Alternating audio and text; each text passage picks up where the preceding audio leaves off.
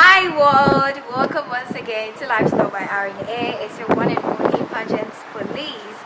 And today on the Queen's Talk Show, I have an extraordinary queen with me. Guess what? She is an African beauty too as well. Look, let me not whet your appetite too much and allow her to introduce herself to us. Meanwhile, today she's going to teach us how to pronounce her name, because when I was looking at it, I was like, this name is so cute, but please, it's difficult. Okay, so without further ado, drum roll. Hi. Hi, thank you for having Hi. me. It's a Miss pleasure being Guinea. Yes. Miss Guinea. Yeah. So 40. Ooh, wow, Miss World. Miss World. But how are you doing? How do you feel? I feel amazing. I feel humbled and blessed to be on Ghanaian soil, which is a country that I really love, and I've been here before, and I hold great memories of it. It has a special place in my heart, so I am feeling amazing. Wow. Thank you for having me. Oh, thanks for accepting our invitation. Like, I don't know, guys. I don't know how to explain it. Whether I'm tense, whether I'm shy, whether like We're happy. We're happy.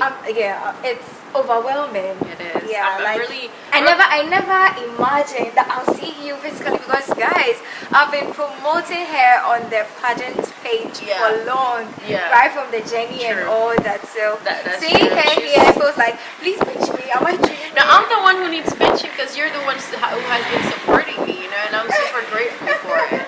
Like, no one asked you or forced you to do it. You did it from the bottom of your heart, and I am really appreciative for the fact that you are willing to support Black queens and put them on the map and help them really in their journey, communication-wise.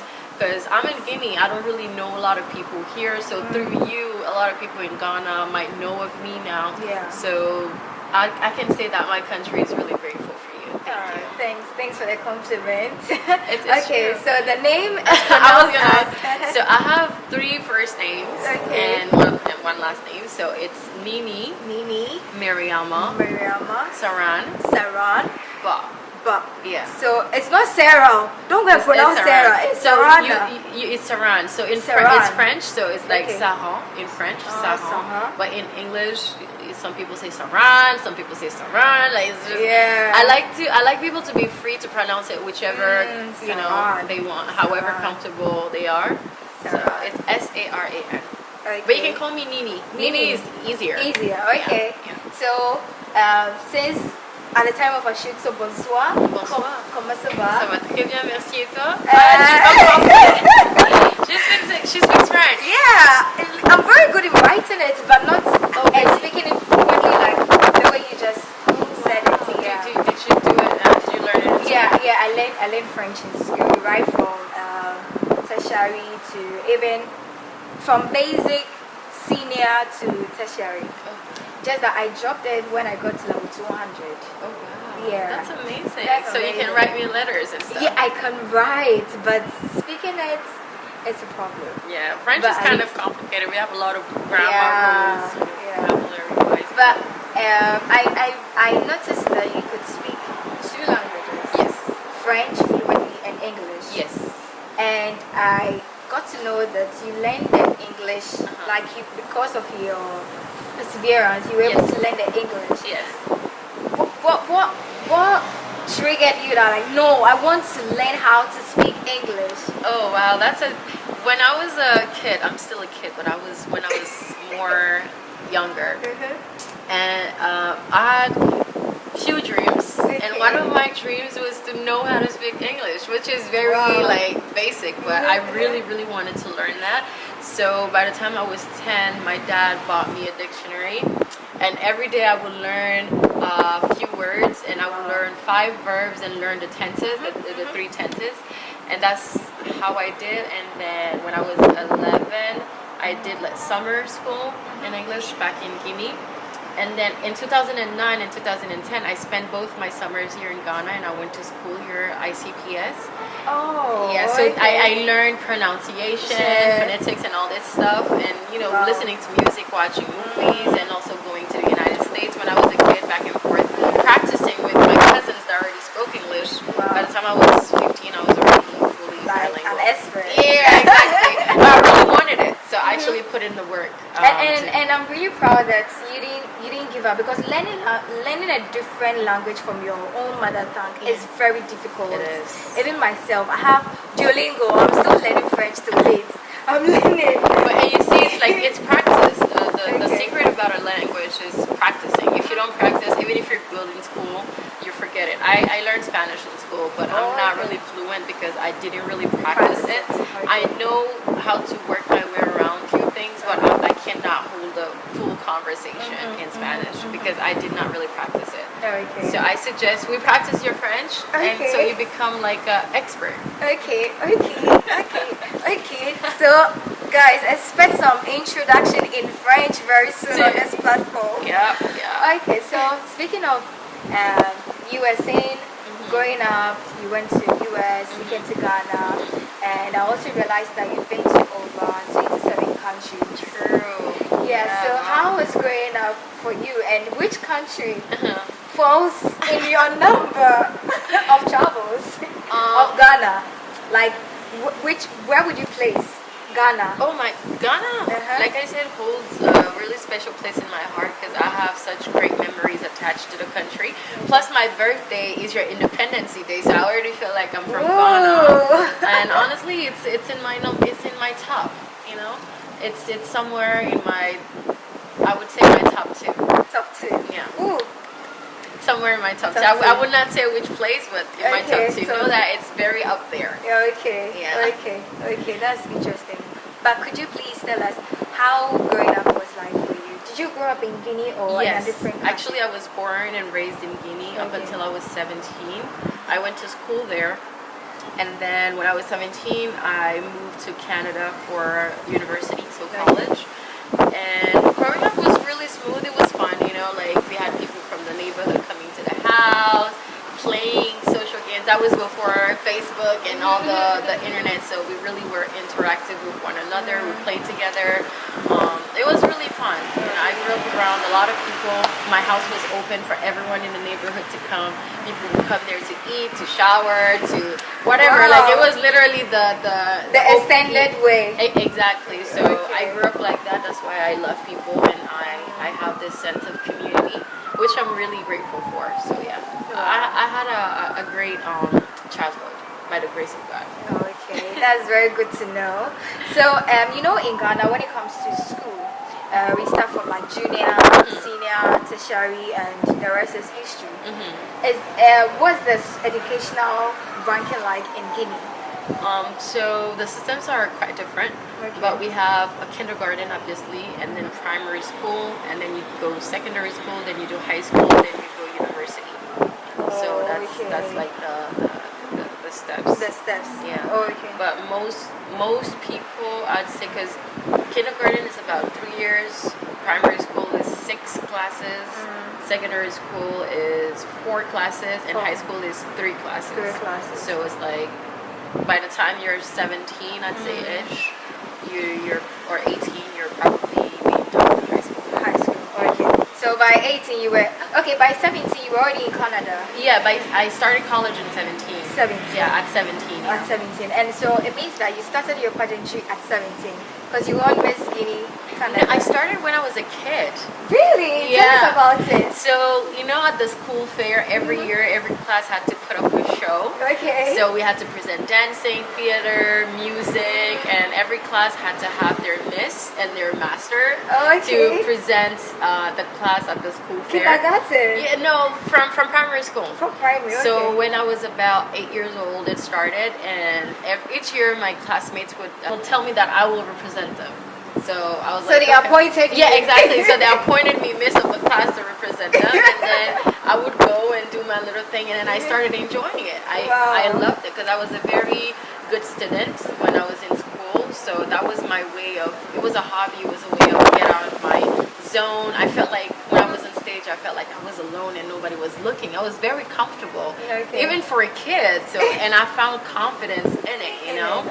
So I did that, and then when I was 14, I won Miss of my school. Wow. It's called Saint George. So we do like, so each class present a Miss, and then it's a competition. So when I was 14, I won my first pageant at my school. And then when I was 16, I won another pageant locally in Guinea. Okay. And then I went. Title. It's called Miss After School Prize Bah. Wow. and then afterwards I went to Canada. I went and I won Miss International Moncton, which is all the different nationalities in that city actually. Okay. And then after that, 2014, I won Miss Guinée Canada.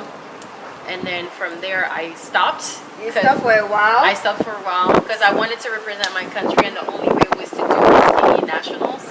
So my parents kind of had a contract for me to finish school before I do any other pageant because there were more school. You know, African parents. Yeah. School is first. Exactly. If you want to be successful, it's school. Yeah, exactly. So after that, 2017 when I was done, I wanted to do Miss Guinea, but there were some situations that was happening in the country where it was suspended, the committee. So I had to wait till 2019, and then I did the pageant in 2019. So, and then COVID happened. So many stuff happened. Okay, I get it. And yeah, that's my Miss Pageant journey. Yeah, that's very interesting. And then I did Miss World. So I participated in 6 pageants so far. Wow. Major pageants. Then we can call her a pageant veteran. Maybe. Yeah, we can. I did it for fun, honestly. Yeah. I really like it. Like, for instance, even when I was at Miss Grand the other day, I was looking at the girls, and I had this urge of I wanted to be part of it. I wanted to be a contestant and participate. Every time I go to a pageant, I feel like because I like the adrenaline and everything that they're doing. I'm like, oh, I want to be on stage and be a contestant. You know, it's super fun. So does it mean that you don't feel the pressure of pageantry? I do, but not so much. Aside the fun side of it, with you could see that you're passionate about it. Yeah. So you could tell that the passion you have for the pageant also helped you shape your pageant journey. Yeah. But on the road side, do you think we have the dark side of pageantry? Yes, totally. I think there's a misconception about it, first and foremost, and how people view it, especially before. I think nowadays the world is opening up and we're getting to see more about pageants that is more than what meets the eye, more than what people think it is. So yeah, some people think it has no point, no value, no added value, that it's frivolous and you know, they only see the physical beauty part of it. Exactly, but it's way more than that. You know, I like to say that every time I go to an interview, especially in my country, and they ask me, I'm like, beauty queens around the world are women that are already established. They are doctors, they are lawyers, they are so many things. They have skills. They went to school, they have a profession. I'm an accountant, I did accounting. So aside from your life, you want to participate in a pageant because there is a platform in there, you know, for you to use your voice and advocate for the things that you're passionate about and make a change. And that's what they do. Like, I see my beautiful sisters around the world that are super accomplished, and that this is just something else that they add to whatever it is that they're already doing with their lives are already amazing. So yeah. So guys, aside the glam, and they have a profession. Yeah. So speaking of how the narrative behind pageantry is, a young lady who is out there who is also eyeing your crown, a beautiful crown on your head, and like, I want to be like me. What advice would you give to that lady? How should that person start? Like, on the real. And also, is pageantry expensive? Oh, that's two great questions. Well, first of all, I don't really, every time someone sends me a text or DMs me or an email telling me, oh my God, I want to be like you, I cringe a little. I don't really like that statement, because I want you to feel like you want to do better, you want to be better, because everyone has their own struggles. Like, it's my life is not perfect, you know. Exactly. So you wanting to be like me is also you embodying everything that comes with it, you know. And I aspire for other people to be better.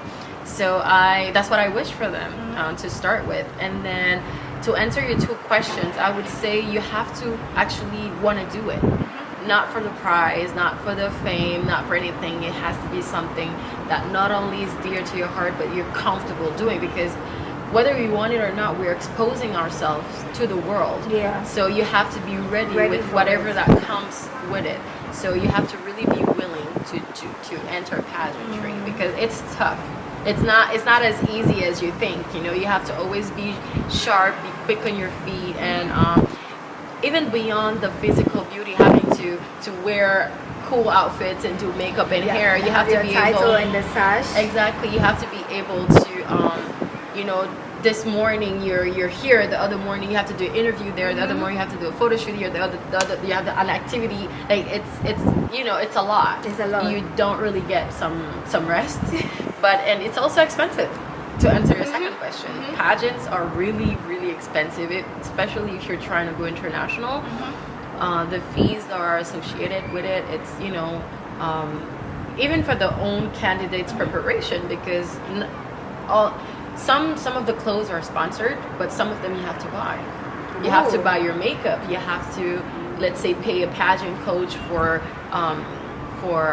grooming and walking and speech. And so many things that for you to be ready to represent, let's say, your country, because you have to be a product that has been polished, you know, because you're the face of your country. Yeah. So it's not easy. There's a lot of finances that goes into it. There's a lot of time and energy that goes into it, and it's a lot of sacrifices as well. So my advice would be, if you really want it, go for it, but be ready for it. Be ready for it. Yeah. Be ready for the pressure. Yeah. So there's a lot of pressure. There's a lot of pressure. Hello everyone, Saran Bah here, Miss World Guinea 2021. Don't forget to follow Pageant Police on social media.